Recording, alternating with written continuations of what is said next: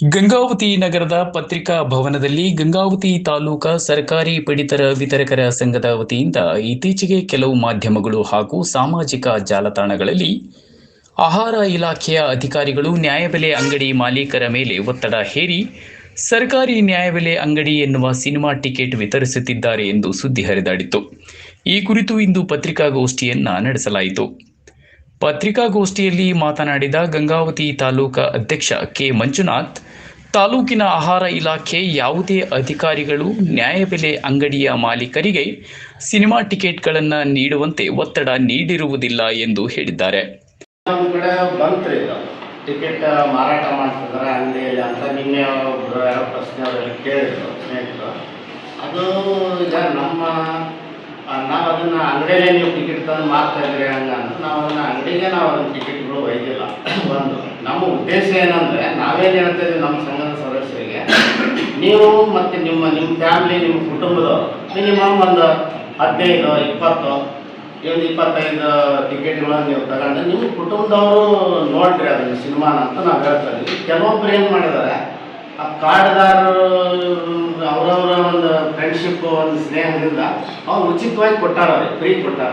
ಹಾಗೆ ಕಾರ್ಡ್ದಾರರಿಗೆ ಫ್ರೀಯಾಗಿ ಟಿಕೆಟ್ ಕೊಟ್ಟಿವ್ರಿ ಹಂಚಿವ್ರಿ ಅಂತ ಹೇಳ್ಯಾರ. ದುಡ್ಡು ತಗೊಂಡು ಎಲ್ಲ ಇದೆಯಲ್ಲ ಸರ್, ಅವ್ರವ್ರ ಏನೋ ಅವ್ರವ್ರ ಆತ್ಮೀಯತೆ ಇದ್ರ ಮೇಲೆ ಸಿನಿಮಾ ನೋಡೋ ನಮ್ದು ಈಗ ಬರ್ದಲ್ಲ ಆ್ಯಂಬುಲೆನ್ಸ್ ಸಂಬಂಧಪಟ್ಟಿದ್ದು ಅಂತ ಅವರು ಕೊಟ್ಟಾರೆ.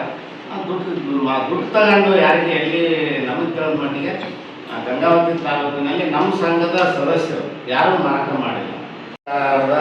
ಮಾಜಿ ಮುಖ್ಯಮಂತ್ರಿಗಳಾದ ಸನ್ಮಾನ್ಯ ಸಿದ್ದರಾಮಯ್ಯನವರು ಈ ಒಂದು ಉದ್ಘಾಟನೆ ಮಾಡಿದ್ದಾರೆ ಚಲನಚಿತ್ರ ಒಂದು ಶೂಟಿಂಗ್ ಸಂದರ್ಭದಲ್ಲಿ. ಆಮೇಲೆ ಮತ್ತು ನಮ್ಮ ಆಹಾರ ಸಚಿವರಾದಂಥ ಸನ್ಮಾನ್ಯ ಕೆ ಮುನಿಯಪ್ಪ ಸಾಹೇಬರು ಈ ಒಂದು ಚಲನಚಿತ್ರಕ್ಕೆ ಮೆಚ್ಚುಗೆಯನ್ನು ವ್ಯಕ್ತಪಡಿಸಿ ಚೆನ್ನಾಗೈತಿ ಸಿನಿಮಾ, ಇದೆಲ್ಲ ರಾಜ್ಯಾದ್ಯಂತ ಇದನ್ನು ಪ್ರದರ್ಶನ ಆಗಲಿ, ಒಳ್ಳೆಯ ರೀತಿಯಿಂದ ಈ ಕೇಂದ್ರ ಸರ್ಕಾರದ್ದು NFSA ಒಂದು ಇದರಲ್ಲಿ ಕೇಂದ್ರ ಸರ್ಕಾರದಿಂದ 5 kg ಅಕ್ಕಿ ಮತ್ತು ರಾಜ್ಯ ಸರ್ಕಾರದಿಂದ ಅನ್ನಭಾಗ್ಯ ಯೋಜನೆಗೆ 5 kg ಅಕ್ಕಿಯನ್ನು ವಿತರಣೆ ಬಗ್ಗೆ, ಆಮೇಲೆ ಅಂಗಡಿಯ ಮಾಲೀಕರಿಗೆ ಏನು ತೊಂದರೆಗಳಾಗ್ತವೆ ಅವನ್ನೆಲ್ಲ ನೀವು ಚೆನ್ನಾಗಿದ್ರಲ್ಲಿ ಬಿಂಬಿಸಿ ಯಶಸ್ವಿಗೊಳ್ಳಿ ಅಂತೇಳಿ ಅವರೆಲ್ಲ ಹೇಳಿ ಶುಭ ಹಾರೈಸಿದ್ದಾರೆ.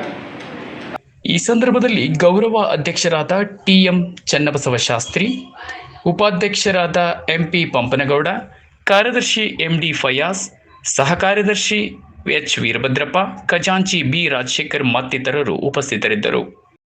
ನಮ್ಮ ತಾಲೂಕಲ್ಲಿ ಇವತ್ತಿನವರೆಗೆ ನಾವು ಯಾರಿಗೂ ಒತ್ತಡ ಹಾಕಿಲ್ಲ. ಮೋರೋವರು ನಾವು ಟಿಕೆಟು ತಗೋಬೇಕಾದ್ರೂ ನಿಮಗೆ ಒಂದು ಇದಕ್ಕೆ ಇಷ್ಟು ಅಂತ ತೊಗೊಂಡು ನಾವು ತೆಗ್ದಿರೋ ಇದಕ್ಕೆ ಹೆಲ್ಪ್ ಆಗಲಿ ಅನ್ನೋ ಒಂದು ಉದ್ದೇಶದಿಂದ ನಾವು ತೊಗೊಂಡಿದ್ವಿ. ಬಟ್ ನಾವು ಯಾರಿಗೂ ಕಾರ್ಡ್ದಾರರಿಗೆ ನೀವು ಕಂಪಲ್ಸರಿ ತಗೋಬೇಕು ಅಂತೇಳಿ ನಾವು ಯಾರಿಗೂ ಒತ್ತಡ ಹಾಕಿಲ್ಲ. ನಾವು ಯಾರಿಗೂ ಒತ್ತಡ ಹಾಕಿಲ್ಲ. ನಾವು ಬಿಟ್ಟು ಅಗಲಿದ್ದಾರೆ ನಮ್ಮ ಈ ವೃತ್ತಿ ಬಾಂಧವರು.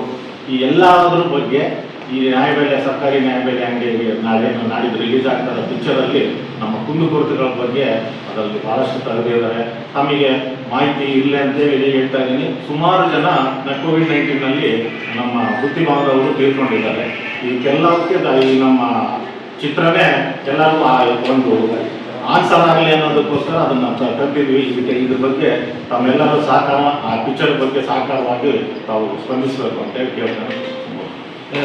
ನೈಜ ಸುದ್ದಿಗಳಿಗಾಗಿ ನೋಡ್ತಾ ಇರಿ ಇದು ಟಿ ಪಬ್ಲಿಕ್ ನ್ಯೂಸ್ ಚಾನಲ್.